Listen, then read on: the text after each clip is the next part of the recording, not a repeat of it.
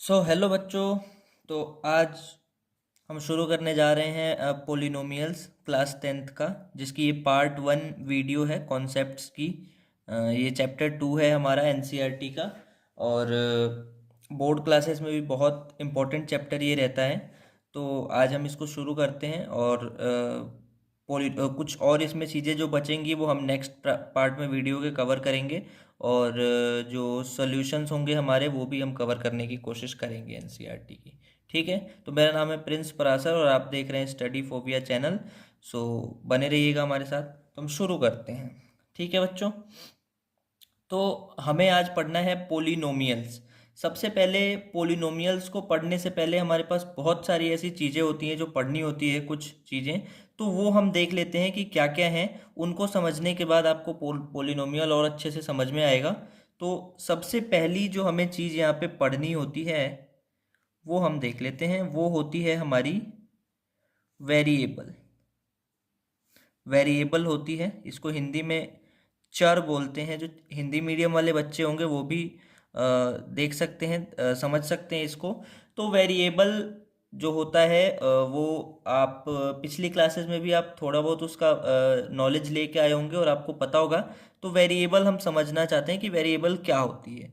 ठीक है, सबसे पहले हम एग्जाम्पल से इसको समझते हैं, फिर इसकी डेफिनेशन के ऊपर चलेंगे एग्जाम्पल से।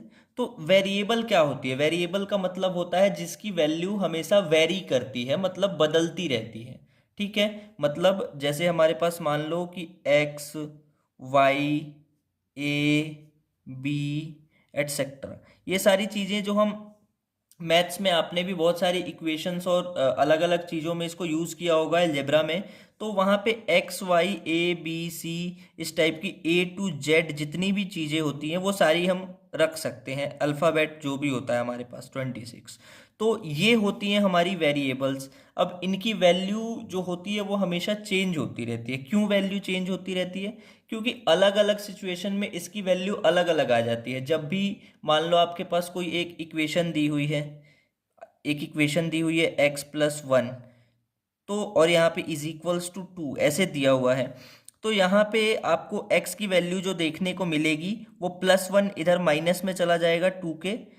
तो x की वैल्यू यहाँ पे 1 हो जाएगी। बट अगर आप यहाँ पे देखोगे x+3 इज इक्वल टू 4 रखोगे, या फिर x+3 इज इक्वल टू 5 रखोगे, तो यहाँ पे आपको दिखेगा कि x की वैल्यू फिर यहाँ पे चेंज हो गई। x यहाँ पे रखा और +3 को इधर माइनस में लेके गए, तो 5 - 3 x की वैल्यू यहाँ पे 2 आ गई। तो ये ऐसी चीज़ें होती हैं वेरिएबल्स, जिनकी वैल्यूज़ हमेशा सिचुएशन टू सिचुएशन चेंज होती रहती है। ठीक है, तो इसलिए वेरिएबल्स को हम लिखते हैं कि वेरिएबल्स एक्चुअली क्या होती है, इसको समझने के लिए हम लिखते हैं कि द नंबर्स whose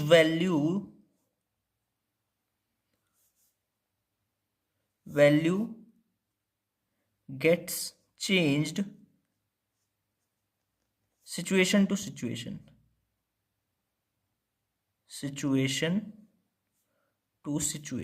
ठीक है। इसकी वैल्यू जो होती है हमारे पास वो हमेशा अलग अलग सिचुएशन में चेंज होती रहती है। ठीक है, मतलब अलग अलग सिचुएशन में अलग अलग वैल्यू आ जाती है।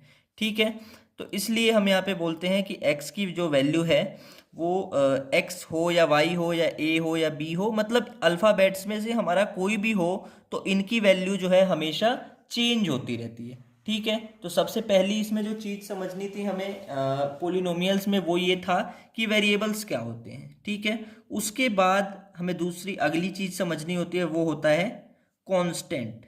ठीक है, कि कांस्टेंट क्या होता है। कांस्टेंट एक बहुत अच्छा सा वर्ड है जो आप अभी पिछले क्लासेस में भी सुन के आए होंगे, और अगली क्लासेस में भी जाते जाते बहुत सारे ऐसे वर्ड सुनेंगे जिसमें कांस्टेंट आएगा। ठीक है, तो कांस्टेंट क्या होता है? सबसे पहले कांस्टेंट का हिंदी में जो मीनिंग होता है वो होता है अचर। ठीक है, कांस्टेंट का हिंदी में मीनिंग होता है अचर। अचर से आप क्या समझते हैं? तो पहले इसको भी एग्जाम्पल से देखते हैं कि क्या होता है। ठीक है, तो अचर का मतलब ये होता है, अचर या कांस्टेंट, जो जिसकी वैल्यू कभी चेंज ना हो, जो हर जगह सेम रहे। ठीक है, जैसे मान लो हमारे पास 1 है, तो 1 की वैल्यू अगर कहीं पे भी 1 को लिखा जाता है तो वहाँ पे 1 की वैल्यू 1 ही रहती है, 1 की वैल्यू किसी भी सिचुएशन में चेंज नहीं हो सकती। इसी टाइप से हमारे पास है -5, ठीक है, तो ये इसकी भी वैल्यू कहीं पे जाके चेंज नहीं होगी, ठीक है। या फिर हमारे पास हो गया √2, तो इसकी भी वैल्यू कहीं पे चेंज नहीं होगी, ये हमेशा √2 ही रहेगा। या फिर हो गया हमारे पास 3/2, ठीक है। तो इस टाइप की जो चीजें हैं जिसमें बेसिकली नंबर्स आते हैं उनको बोला जाता है कांस्टेंट्स, ठीक है। तो ये वो होते हैं कांस्टेंट जिनकी वैल्यू कभी चेंज नहीं होती, इट्स वैल्यू नेवर चेंजेस, ठीक है। इसकी वैल्यू कभी भी चेंज नहीं होती है, कांस्टेंट वो होते हैं, ठीक है। तो कांस्टेंट समझ में आ गया आपको, इनकी वैल्यू हमेशा सेम ही रहेगी, जैसे 1 कहीं पे लिखा तो 1 ही रहेगा, -5 ही रहेगा, √2 जो है वो √2 ही रहेगा, और 3/2 जो है वो भी 3/2 ही रहेगा हर जगह, ठीक है। तो अब कांस्टेंट समझ में आ गया। अब कांस्टेंट और वेरिएबल से हमारे पास क्या समझने को आता है कि कांस्टेंट और वेरिएबल से मिलके बनता है एक चीज जिसको हम वो लोग बोलते हैं टर्म, ठीक है। टर्म, हिंदी में इसको पद बोला जाता है। और टर्म को भी आपने पिछली क्लासेस में थोड़ा बहुत पढ़ा होगा तो आपको शायद याद होगा। तो टर्म क्या होता है, ठीक है। Term actually product of variables and constant होता है, product of variables and constants, ठीक है। अब आप पूछोगे कि ये क्या होता है product of variables and constant. जब हम एक कांस्टेंट को और एक वेरिएबल को, या फिर एक से ज़्यादा भी वेरिएबल हो सकते हैं, एक से ज़्यादा भी कांस्टेंट हो सकते हैं, जब उनको हम मल्टीप्लाई कर देते हैं, मल्टीप्लाई करके उनका प्रोडक्ट निकाल देते हैं, तो हमें मिलता है क्या, टर्म मिलता है, ठीक है। एग्जाम्पल के लिए आप देख सकते हो, जैसे मान लो -2x, ठीक है। तो यहाँ पे देखो -2 हमारा कांस्टेंट है और x हमारा वेरिएबल है, लेकिन दोनों को हमने मल्टीप्लाई कर दिया है, हमें -2x मिल गया है यहाँ पे, तो ये हो जाएगी एक टर्म, ठीक है। इसी तरीके से आप और भी एग्जाम्पल्स इसके देख सकते हो, जैसे मान लो हमारे पास है 3xy, तो ये भी एक टर्म है, सिर्फ एक ही टर्म है, क्यों, क्योंकि ये मल्टीप्लाई में है, क्लियर। तो देखो 3 यहाँ पे हमारे पास कांस्टेंट है, x जो है वो हमारे पास वेरिएबल है, और y जो है हमारे पास वो भी वेरिएबल है, ठीक है। लेकिन तीनों मल्टीप्लिकेशन में है, तो इसलिए हम बोलते हैं कि ये एक टर्म है, ठीक है, या पद है, हिंदी में बोलते हैं, क्लियर। ऐसे ही 3/2 a ऐसा हो सकता है। तो 3/2 हमारा एक कांस्टेंट है जिसकी वैल्यू चेंज नहीं हो सकती, और जो a है ये हमारा वेरिएबल है जिसकी value situation to situation change होती रहेगी। यहाँ पे हमारे पास √2x² भी हो सकता है, ठीक है। तो यहाँ पे x² हमारा वेरिएबल है और √2 जो है वो हमारा कांस्टेंट है, क्योंकि √2 की वैल्यू भी चेंज नहीं होगी और x² की वैल्यू हमेशा सिचुएशन टू सिचुएशन चेंज होती रहेगी, ठीक है। तो इसको हम लोग बोलते हैं टर्म, ठीक है। तो टर्म आपको समझ में आ गया कि टर्म क्या होता है। टर्म क्लियर रहेगा तभी आगे जाके आगे की चीजें हम समझ पाएंगे, ठीक है। तो टर्म क्या होता है ये चीजें आप समझ चुके। अब हम आगे बढ़ते हैं, हमारी जो नेक्स्ट चीज है। अच्छा, टर्म में एक और चीज होती है, उसको यहीं पे मैं पढ़ा देता हूं। तो टर्म में एक और चीज होती है जो हमें पढ़नी होती है, वो होती है कोएफिशिएंट, ठीक है। कोएफिशिएंट, कोएफिशिएंट क्या होती है। कोएफिशिएंट एक्चुअली में वो नंबर होता है, जैसे मान लो हमने एक टर्म लिखा है, एग्जाम्पल से समझ लेते हैं इसको। एक टर्म लिखा है 3xy, ठीक है। तो इसमें कोएफिशिएंट अगर मैं पूछूं कि राइट द कोएफिशिएंट ऑफ 3, यहाँ पे आपसे मैं पूछूं कि आप 3 का कोएफिशिएंट मेरे को लिख के बता दो कि कौन सा है 3 का कोएफिशिएंट, तो हम ये देखेंगे कि एक्चुअली यहाँ पे जो हमारे पास 3 है उसके साथ क्या क्या मल्टीप्लाई हुआ है वो ही उसका कोएफिशिएंट है। तो हम यहाँ पे सबसे पहले देखेंगे 3 के साथ क्या मल्टीप्लाई हुआ है, x मल्टीप्लाई हुआ है, और 3 के साथ क्या मल्टीप्लाई हुआ है, y मल्टीप्लाई हुआ है। तो हम यहाँ पे लिखेंगे कि 3 का जो कोएफिशिएंट है वो कौन कौन से हैं, x है एंड y है। ठीक है, ऐसी एक और एग्जांपल से हम समझ लेते हैं कि कोएफिशिएंट क्या होगा। जैसे मान लो हमने लिखा है √2x² प्लस 5x, इस टाइप से मैंने लिख दिया। अब मैं इसमें आपसे बोलूं कि right the coefficient of x² का कोएफिशिएंट लिख दो कि x² का कोएफिशिएंट क्या होता है। ठीक है, तो x² का कोएफिशिएंट आप कैसे लिखोगे, सबसे पहले आप ढूंढोगे कि x² यहाँ पे कहाँ पे है। तो यहाँ पे तो सिर्फ x है जिसकी पावर 1 है, बट यहाँ पे x की पावर 2 है, मतलब ये x² है। तो x² के साथ हम देखेंगे कि कौन मल्टीप्लाई हुआ पड़ा है। ठीक है, तो x² के साथ में मल्टीप्लाई कौन हुआ है, √2 हुआ है। ये तो प्लस में है, √2 इसके साथ मल्टीप्लाई हो रखा है, तो हम लिखेंगे कि √2 इसका कोएफिशिएंट है x² का। ठीक है, ऐसे ही क्वेश्चन पूछा जा सकता है कि x का कोएफिशिएंट बता दो, तो x का कोएफिशिएंट आप क्या लिखोगे, कोएफिशिएंट ऑफ x क्या लिखोगे आप यहाँ पे, 5 लिख दोगे, क्योंकि x के साथ कौन मल्टीप्लाई हुआ है, 5 मल्टीप्लाई हुआ है। ठीक है, तो यहाँ पे आप 5 लिख दोगे। अच्छा, एक चीज और, यहाँ पे माइनस में बच्चों को ज़्यादा कंफ्यूजन होती है कि माइनस अगर हो तो क्या करें। जैसे मान लो यहाँ पे माइनस में कोई एक टर्म होती 2x³, ठीक है, 2x³ कोई टर्म होती, और मैं आपसे पूछता कि आप मुझे बता दो कि कोएफिशिएंट ऑफ x³ क्या होगा। ठीक है, तो कोएफिशिएंट ऑफ x³ आप देखने जाओगे तो यहाँ पे x³ है, इसके साथ क्या मल्टीप्लाई हुआ है, 2, तो आप यहाँ पे लिख दोगे 2। बट ऐसा नहीं है, क्योंकि जिसका कोएफिशिएंट माइनस में हो, मतलब उसका कोएफिशिएंट के आगे अगर माइनस है तो वो माइनस भी आपको इंक्लूड करना है, वो माइनस भी आपको लिखना पड़ेगा। ठीक है, तो ये बात हमेशा ध्यान रखनी है यहाँ पे माइनस प्लस का, कि अगर प्लस में है तो हमें प्लस लिख देना है, बट अगर माइनस में है उसका कोएफिशिएंट तो हमें उसको माइनस में ही लिखना पड़ेगा। और कोएफिशिएंट जो टॉपिक है इसको अच्छे से आप लोग कवर करें, क्योंकि बोर्ड के एग्जाम में ऑब्जेक्टिव में इससे अच्छे अच्छे क्वेश्चन बनते हैं 1 मार्क्स के, तो इसको अच्छे से कवर करें। ठीक है, बाकी हम सॉल्यूशंस के जब वीडियो बनाएंगे तो उसमें सारी चीज़ें कवर करेंगे। Okay, clear. ठीक है बच्चों, तो कोएफिशिएंट के बाद हम अगला जो टॉपिक पढ़ने वाले हैं पॉलिनोमियल तक पहुंचने के लिए, वो हमारा टॉपिक है अलजेब्रिक एक्सप्रेशन। ठीक है, algebraic expression, clear. Algebraic expression अब हमें समझना है, ये भी हमारे पिछली क्लासेस के टॉपिक में था अलजेब्रिक एक्सप्रेशन। ठीक है, हिंदी में इसको जो है हम बोलते हैं बीजीय व्यंजक। ठीक है, हिंदी मीडियम वाले जो बच्चे हैं वो भी इसको सीख सकते हैं। ठीक है, क्योंकि मैं कम्युनिकेट जो करता हूँ वो हिंदी में ही करता हूँ, और थोड़ी बहुत जो भाषा होती है वो इंग्लिश की रहती है, मतलब हम हिंदी इंग्लिश दोनों को मिला के चलते हैं।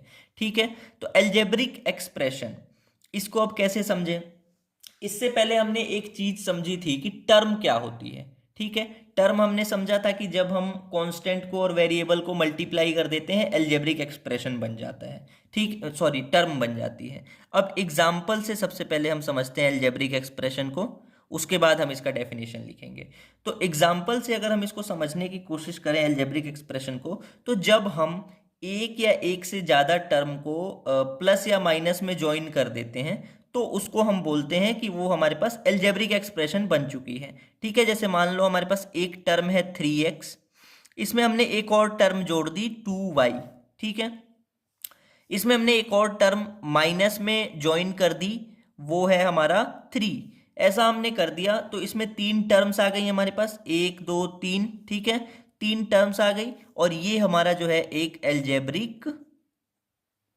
अलजेब्रिक एक्सप्रेशन बन गया। ठीक है, तो इसीलिए हम बोलते हैं कि अलजेब्रिक एक्सप्रेशन क्या होता है, जब एक या एक से ज़्यादा टर्म्स को हम प्लस या माइनस में ज्वाइन कर देते हैं तो उसको हम बोलते हैं अलजेब्रिक एक्सप्रेशन। जैसे हमारे पास आया एक x² प्लस 3x माइनस 4, इस टाइप से एक हमारे पास आ गया कि इसमें हमने यहाँ पे एक टर्म है, फिर प्लस में एक टर्म और ज्वाइन की है हमने, फिर माइनस में एक और टर्म ज्वाइन की है, तो ये भी हमारे पास क्या हो जाएगा, एल्जेब्रिक एक्सप्रेशन हो जाएगा।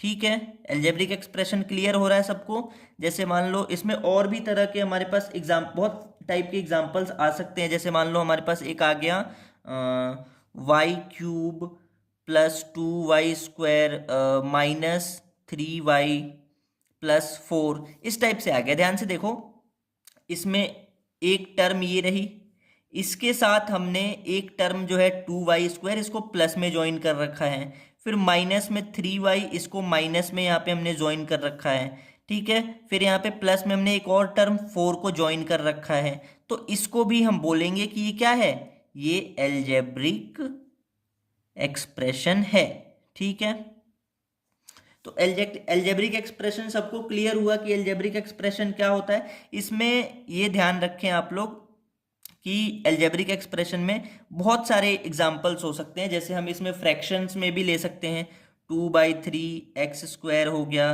प्लस में 3 हो गया, ये भी है एल्जेब्रिक एक्सप्रेशन हमारे पास। अगर अकेला 3x² है, ये भी एल्जेब्रिक एक्सप्रेशन है हमारे पास। अगर 4 है और x है, तो ये भी एक एल्जेब्रिक एक्सप्रेशन है। ठीक है, तो हम हर तरीके की चीज़ों को जब टर्म्स को ऐड कर देते हैं तो हम बोलते हैं कि वो एल्जेब्रिक एक्सप्रेशन है। आप सोच रहे होंगे कि ये तो एक ही टर्म है, ये भी एक ही टर्म है, तो ये कैसे एल्जेब्रिक एक्सप्रेशन है। ये इसलिए एल्जेब्रिक एक्सप्रेशन है कि आप सोचो, इसके साथ अगर हम 0+ में लिख दें या इसके साथ भी 0+ में लिख दें तो कोई प्रॉब्लम तो नहीं है ना, क्योंकि 0 भी एक टर्म हुई, यहाँ पे भी 0 एक टर्म हुई, तो दो टर्म जुड़ गए ना। माइनस में भी हम 0 कर सकते हैं, कोई फर्क इससे नहीं पड़ेगा इस नंबर को। तो इसलिए हम इसको बोलते हैं कि ये सारे के सारे क्या हैं, ये सारे के सारे एल्जेब्रिक एक्सप्रेशन हैं। ठीक है, तो यहाँ पे ये एग्जाम्पल आप समझ सकते हैं इसको, ये सारे के सारे जो हैं हमारे पास ये एल्जेब्रिक एक्सप्रेशन है। क्लियर, तो अब इसके डेफिनेशन पे चलते हैं कि डेफिनेशन क्या लिख सकते हैं। इसका डेफिनेशन कुछ खास नहीं है, हम खुद से भी बना सकते हैं इसका डेफिनेशन। यहाँ पे हम लिखेंगे कि when we join one or more than one terms in addition or subtraction, it becomes algebraic expression। ठीक है, ये क्या बन जाता है हमारे पास, एल्जेब्रिक एक्सप्रेशन बन जाता है। तो ये क्लियर हुआ सबको कि एल्जेब्रिक एक्सप्रेशन क्या होता है। ठीक है, एल्जेब्रिक एक्सप्रेशन के एग्जाम्पल से क्लियर हो गया होगा आप लोगों को। तो हम आगे बढ़ते हैं अब, अगर एल्जेब्रिक एक्सप्रेशन समझ में आ गया तो, कि इसके आगे अब हमारे पास क्या होता है, क्योंकि हम एक्चुअली पोलिनोमियल्स वाला चैप्टर पढ़ रहे हैं, बट ये सारी चीज़ें हमारे पास पढ़नी जरूरी थी पोलिनोमियल्स से पहले, तो इसलिए हम इसको पढ़ रहे हैं। ठीक है, अब हमारा जो ओरिजिनल टॉपिक है वो आ रहा है, जो है पोलिनोमियल। ठीक है, अब पोलिनोमियल्स की बारी कि भाई पोलिनोमियल्स क्या होते हैं। ठीक है, सबसे पहले पोलिनोमियल्स को समझते हैं डेफिनेशन से कि वो क्या होता है। ठीक है, जैसे हमने अभी इसके पहले एल्जेब्रिक एक्सप्रेशन पढ़ा है, यहाँ पे आपने देखा एल्जेब्रिक एक्सप्रेशन को। एल्जेब्रिक एक्सप्रेशन क्या होते थे कि आप टर्म्स को जब ज्वाइन कर देते थे प्लस या माइनस में, तो वो एल्जेब्रिक एक्सप्रेशन हो जाता था। ठीक है, और उसमें टर्म्स किसी भी टाइप के हो सकते थे, क्यूब में भी हो सकते थे, स्क्वायर में भी हो सकते थे, 1 पावर भी उसकी हो सकती थी, कुछ भी उसकी पावर हो सकती थी, और कोई भी कांस्टेंट हो सकता था। ठीक है, अब हम पोलिनोमियल्स को इसी तरीके से समझते हैं कि पोलिनोमियल्स क्या होता है। ठीक है, तो पोलिनोमियल्स को समझने के लिए सबसे पहले ये समझो कि पोलिनोमियल, हिंदी में इसको हम जो है बहुपद बोलते हैं। ठीक है, बहुपद बोलते हैं। और पोलिनोमियल्स जो होते हैं वो भी एक टाइप के एल्जेब्रिक एक्सप्रेशन ही होते हैं। अभी इसके पीछे हम एल्जेब्रिक एक्सप्रेशन पढ़ के आए हैं, तो ये भी एक टाइप का एल्जेब्रिक एक्सप्रेशन ही होता है हमारे पास पोलिनोमियल। ठीक है, अब एल्जेब्रिक एक्सप्रेशन होता है तो आप पूछोगे कि इसमें खास बात क्या होती है अगर ये एल्जेब्रिक एक्सप्रेशन होता है तो। ठीक है, खास बात देख लेते हैं। खास बात ये होती है कि इस एल्जेब्रिक एक्सप्रेशन में इसके जितने भी वेरिएबल्स होंगे या जो जो वेरिएबल्स होंगे या जो भी वेरिएबल होगा, 1 2 3 जितने भी वेरिएबल होंगे उनके सबके जो पावर्स होंगी वो पावर्स हमेशा होल नंबर में रहेंगी। ठीक है, जैसे सबसे पहले हम इसको एक एग्जाम्पल से समझते हैं इस पोलिनोमियल को, तो ज़्यादा अच्छे से समझ में आएगा। ठीक है, जैसे मान लो कि मैंने एक लिखा algebraic expression x² plus 3x plus 2, इस टाइप से एक एल्जेब्रिक एक्सप्रेशन मैंने लिख दिया। अब मैं जानना चाहता हूं कि ये पोलिनोमियल है कि नहीं है। ठीक है, तो यहाँ पे सबसे पहले हम देखेंगे कि वेरिएबल कौन कौन से हैं। तो वेरिएबल यहाँ पे x है और यहाँ पे भी वेरिएबल x है। ठीक है, तो हम सबकी पावर को चेक करेंगे कि पावर क्या क्या है। यहाँ पे x की पावर कितनी है, यहाँ पे x की पावर 2 है। यहाँ पे x की पावर कितनी है, यहाँ पे x की पावर 1 है, आप देख पा रहे हो।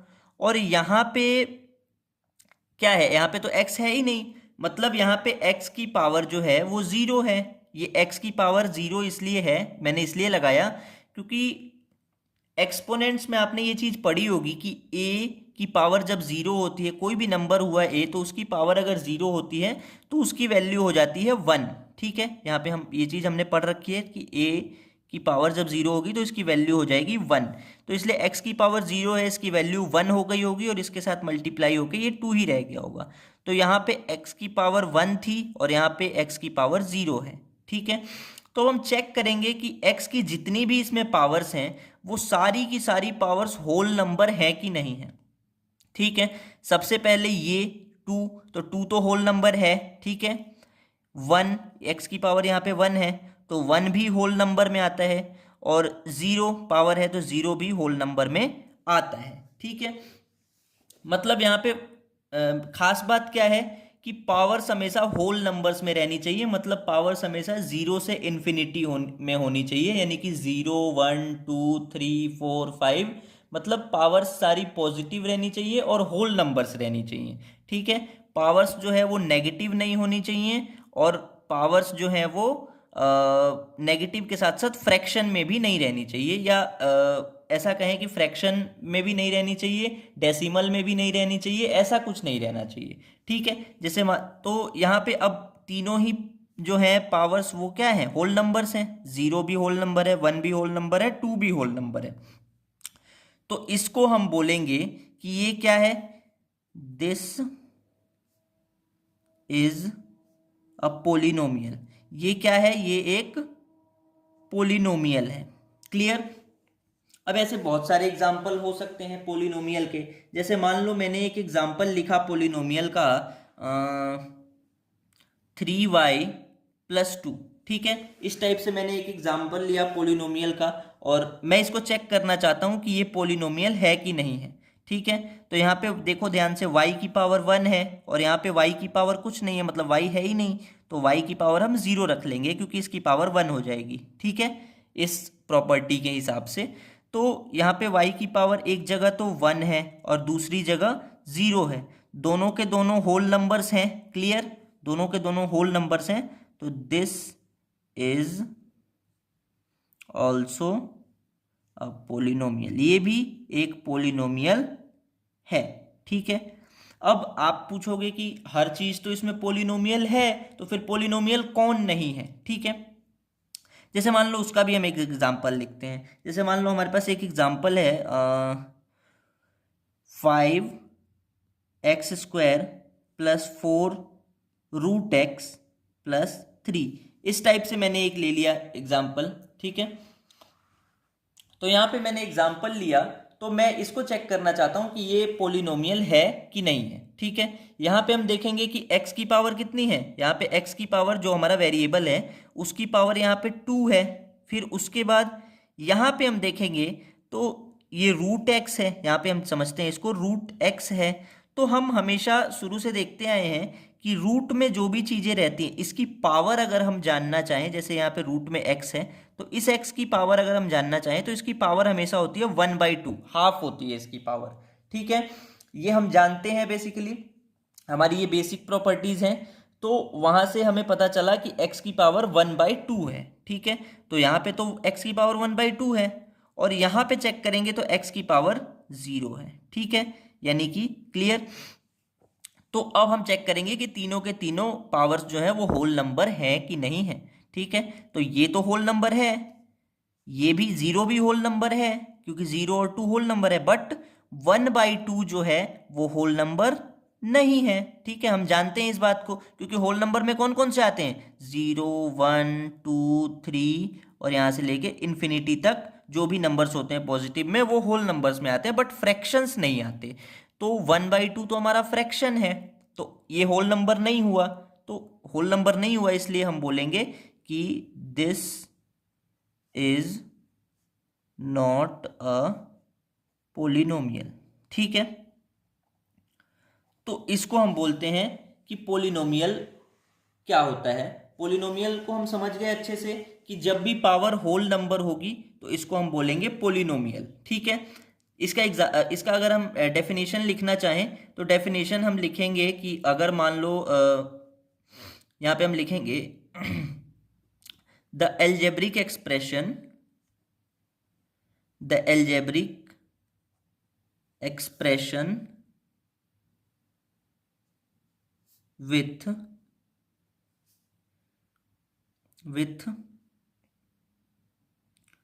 whole numbers as the power of their variables is called polynomials। ठीक है, तो इसको हम बोलते हैं पोलिनोमियल्स। अगर यहाँ पे पावर्स होल नंबर रहेंगी तो इसको हम बोलेंगे पोलिनोमियल। ठीक है, अभी हम इसके 2-4 और पोलिनोमियल्स के एग्जांपल्स को लेके हम समझेंगे कि पोलिनोमियल अच्छे से समझ में आ जाए। ठीक है, तो आगे बढ़ते हैं हम यहाँ से बच्चों। ठीक है, तो बच्चों हमारे पास पोलिनोमियल्स, अभी हम पोलिनोमियल्स पढ़ रहे थे और वहाँ पे हमने कुछ एग्जांपल्स उसके देखे। यहाँ पे और कुछ 1-2 एग्जांपल्स हैं जो हम देख लेते हैं। एग्जांपल से मैं इसलिए आपको सारी चीज़ें क्लियर करा रहा हूँ क्योंकि ऑब्जेक्टिव टाइप में एमसीक्यूज में आपसे बहुत सारे ऐसे क्वेश्चंस हैं हर बोर्ड में जो पूछे जाते हैं कि सिर्फ ये पूछता है उसमें कि ये पोलिनोमियल है कि नहीं है, ये बता दो। ठीक है, तो उसके लिए आप परेशान होते हो कि पोलिनोमियल कैसे ढूंढें, तो इसलिए हम इसका एग्जाम्पल ज़्यादा समझा रहे हैं। ठीक है, तो देखते हैं कि ये कैसे पोलिनोमियल है या नहीं है, इसको चेक करते हैं, फिर इसको भी चेक करेंगे। ठीक है, तो अब हमने पोलिनोमियल चेक करने की कंडीशन क्या बताई है कि सबसे पहले आपको वेरिएबल देखने हैं कि वेरिएबल कौन कौन से हैं। ठीक है, वेरिएबल जब आप देखोगे तो यहाँ पे x² x है, यहाँ पे भी x है और यहाँ पे कुछ भी नहीं है। ठीक है, तो यहाँ पे अगर हम x की पावर को देखना चाहें तो यहाँ पे x की पावर कितनी है, 2 है। यहाँ पे अगर हम x की पावर को देखना चाहें तो x की पावर 1 है हमारे पास। ठीक है, क्योंकि अगर वो अकेला है तो x की पावर 1 है, तो यहाँ पे पावर 1, और यहाँ पे हमारे पास कुछ भी नहीं है तो मतलब x की पावर 0 रही होगी, क्योंकि हमने प्रॉपर्टी पढ़ी है a⁴ इज इक्वल टू 1। ठीक है, तो यहाँ पे x की पावर 0 है। तो अब हम देखेंगे कि ये भी होल नंबर है, ये पावर जो है ये भी होल नंबर है, ये वाली जो पावर है ये भी होल नंबर है, ये वाली जो पावर है ये भी होल नंबर है। तो इसलिए हम कहेंगे कि दिस इज अ पोलिनोमियल, ये एक पोलिनोमियल है।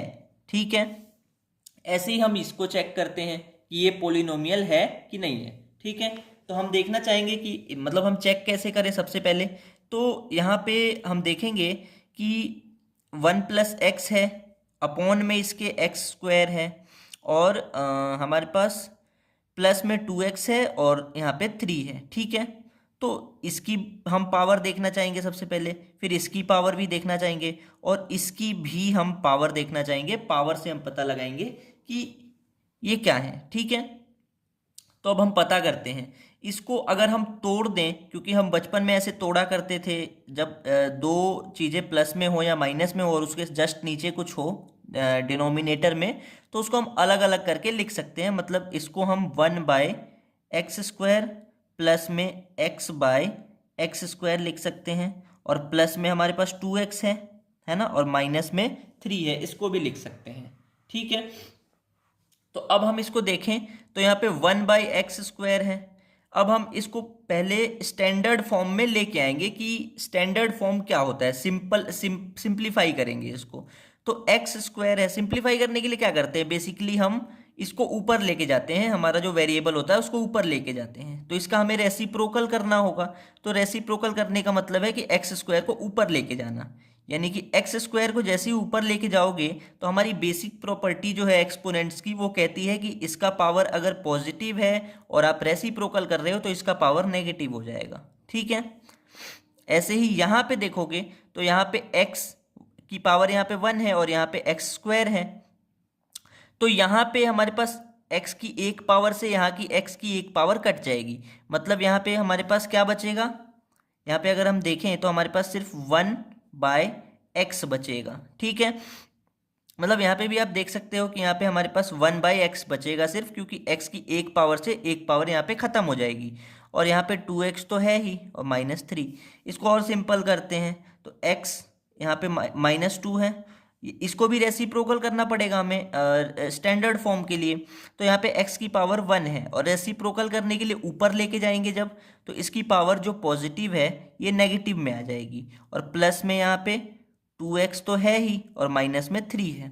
अब हम इसकी पावर्स को चेक करेंगे, इसकी पावर जो है वो -2 है, इसकी पावर जो है वो x की पावर यहाँ पे देख सकते हैं आप -1 है। ठीक है, और यहाँ पे x की पावर जो है वो 1 है, और यहाँ पे x तो है ही नहीं, तो यहाँ पे x की पावर 0 है, तो यहाँ पे ये हो गया हमारा 0। क्लियर, तो अब आप देख सकते हो कि -2 क्या होल नंबर है, होल नंबर में आता है, नहीं आता, क्योंकि होल नंबर में कौन कौन आते हैं, होल नंबर में सिर्फ 0 आ सकता है, 1 आ सकता है, 2 आ सकता है, और इससे आगे इन्फिनिटी तक आ सकता है, बट फ्रैक्शन, नेगेटिव, ये नंबर्स नहीं आ सकते, खाली पॉजिटिव आ सकते हैं। ठीक है, तो मतलब ये होल नंबर नहीं है। दूसरे को चेक करते हैं, -1 है, ये भी होल नंबर नहीं है।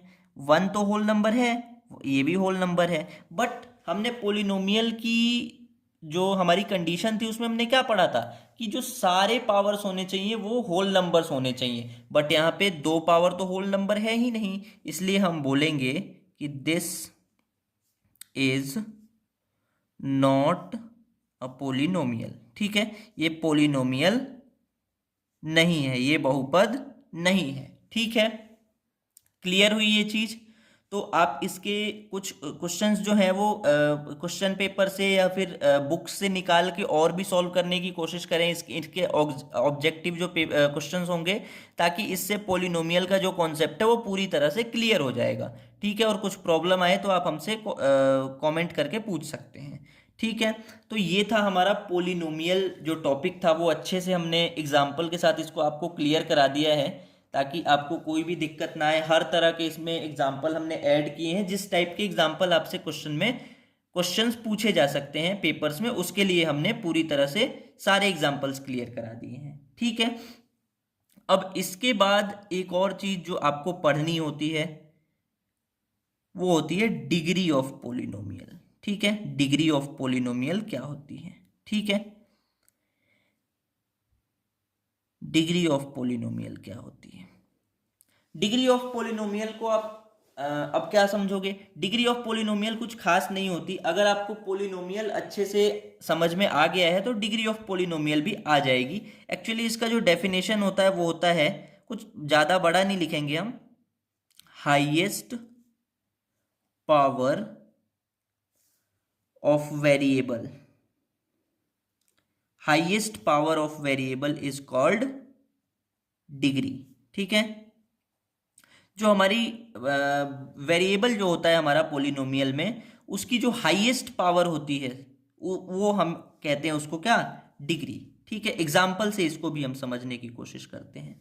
ठीक है, तो एग्जाम्पल से अगर हम इसको समझें डिग्री को, तो यहाँ पे मान लो हमने एक पोलिनोमियल लिया x की पावर 4 + 3x² + 4x, इस टाइप से हमने प्लस में 5, ऐसा कुछ हमने ले लिया। एक पोलिनोमियल है हमारे पास बड़ा सा, इसकी डिग्री हमें बतानी है कि इसकी डिग्री क्या होगी।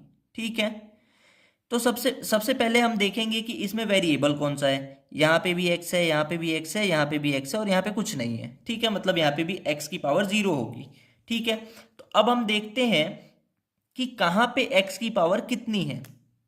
अगर हम फर्स्ट टर्म में देखें तो x की पावर कितनी है, फर्स्ट टर्म में x की पावर हमारे पास 4 है, और सेकेंड टर्म में हमारे पास जो x की पावर है वो 2 है, और थर्ड टर्म में हमारे पास जो x की पावर है वो 1 है, और लास्ट टर्म में हमारे पास जो x की पावर है वो है 0, ठीक है। तो 0 1 2 4, सबसे ज़्यादा कौन है, सबसे ज़्यादा है 4, तो हम यहाँ पे लिखेंगे कि डिग्री क्या होगी हमारी, 4 हो जाएगी, ठीक है। तो इस तरीके से हम डिग्री लिखते हैं। इसको भी एक और एग्जांपल देखते हैं हम इसका। जैसे मान लो कि हमने लिखा 3x की power 3 plus 2x minus 5x², इस टाइप से हमने एक पोलिनोमियल ले लिया, ठीक है। तो इस पोलिनोमियल को हम समझने की कोशिश करते हैं, इसमें डिग्री क्या होगी। ध्यान से देखो, अभी ये आप लोग भी बता दोगे चाहो तो इसमें ढूंढो कि डिग्री क्या होगी। आप लोग वीडियो को पॉज करके यहाँ पे ढूंढ सकते हैं, ठीक है। तो यहाँ पे हम देखेंगे कि x की जो पावर है, मतलब हमारे जो वेरिएबल की पावर है वो है 3, यहाँ पे x की पावर आप देखोगे 1, और यहाँ पे जो x की पावर है वो है 2, ठीक है। तो 1 2 3, बीच में 1 है, यहाँ पे 2 है और यहाँ पे 3 है। तो हम देखेंगे कि सबसे ज़्यादा कौन है, सबसे ज़्यादा तो 3 दिख रहा है, तो मतलब डिग्री इस पोलिनोमियल की क्या हो गई, 3 हो गई, ठीक है। और भी एग्जाम्पल इसके हैं, जैसे 2x प्लस 5, इसकी डिग्री क्या होगी, इसकी डिग्री पता करो। यहाँ पे x की पावर 1 है, यहाँ पे x की पावर 0 है, तो दोनों में से बड़ा कौन है, बड़ा तो ये है 1 है, तो डिग्री हो जाएगी 1। इसी टाइप से और भी बहुत सारे इसके एग्जाम्पल्स हो सकते हैं, और आपसे बोर्ड के ऑब्जेक्टिव क्वेश्चंस में इनमें से पक्का क्वेश्चन पूछे जाते हैं डिग्री में से। तो इसको कृपया करके अच्छे से क्लियर करके बोर्ड एग्जाम में जाएं। और भी इसमें कुछ एग्जाम्पल मैं लिख देता हूँ जिसको आपको खुद से सॉल्व करना है। जैसे मान लो यहाँ पे x की पावर 5 है, माइनस में 2x² है, प्लस में √5x है, माइनस में 5x ही है, ठीक है। तो यहाँ पे आपको डिग्री ढूंढनी है। कैसे ढूंढोगे, यहाँ पे देखोगे कि x की पावर कितनी है, 5 है, यहाँ पे x की पावर 2 है, यहाँ पे x की पावर 3 है, और यहाँ पे x की पावर 1 है, ठीक है। तो सबसे ज़्यादा कौन है, 1 2 3 4, सबसे ज़्यादा सॉरी 5, तो यहाँ पे सबसे ज़्यादा तो 5 दिख रहा है, तो मतलब यहाँ पे डिग्री क्या हो गई हमारे पास, डिग्री हो गई 5, ठीक है। तो इसी तरीके से हम किसी भी पोलिनोमियल में डिग्री को ढूंढ सकते हैं कि डिग्री क्या होती है, ठीक है। तो ये चीज़ होती है हमारी डिग्री। और ये हमारे वीडियो का पार्ट 1 था जिसमें हमने डिग्री तक कवर कर लिया है। अब जो वीडियो का नेक्स्ट पार्ट आएगा इसमें डिग्री से आगे हमारे पास कुछ और टॉपिक्स बचते हैं, जैसे कि टाइप्स ऑफ पोलिनोमियल होते हैं, फिर जीरोज ऑफ पोलिनोमियल जो हमें 10th में पढ़ना होता है, उसके बाद और भी बहुत सारी चीज़ें हैं, और उसके बाद क्वेश्चंस हैं, ठीक है। तो सारी चीज़ों की वीडियो पार्ट में करके आती रहेंगी। ये पार्ट 1 है, यहाँ पे हमने डिग्री ऑफ पोलिनोमियल को अच्छे से क्लियर कर लिया है, ठीक है। यहाँ तक हमने क्लियर कर लिया है। अब यहाँ तक किसी को कोई डाउट आए तो वो कमेंट करके पूछ सकता है, ठीक है। तो अब नेक्स्ट वीडियो का इंतज़ार करिए, आ जाएगा। हर दिन अब वीडियो आती रहेगी इस चैनल पे, ठीक है। तो और इसमें कोई प्रॉब्लम है तो आप पूछ सकते हैं, और प्लीज़ वीडियो को लाइक शेयर एंड सब्सक्राइब कीजिएगा। जो भी आपके साथी हैं जो पढ़ते हैं 9th 10th 11th 12th में, उनके साथ आप इसको शेयर कीजिएगा, लाइक कीजिएगा, कमेंट कीजिएगा, और बेल आइकन जो है वो ज़रूर दबा दीजिएगा सब्सक्राइब करके, तो उससे हमारी जो भी नई वीडियो आएगी वो आपको पता चल जाएगी, ठीक है। ओके बाय, थैंक यू बच्चों।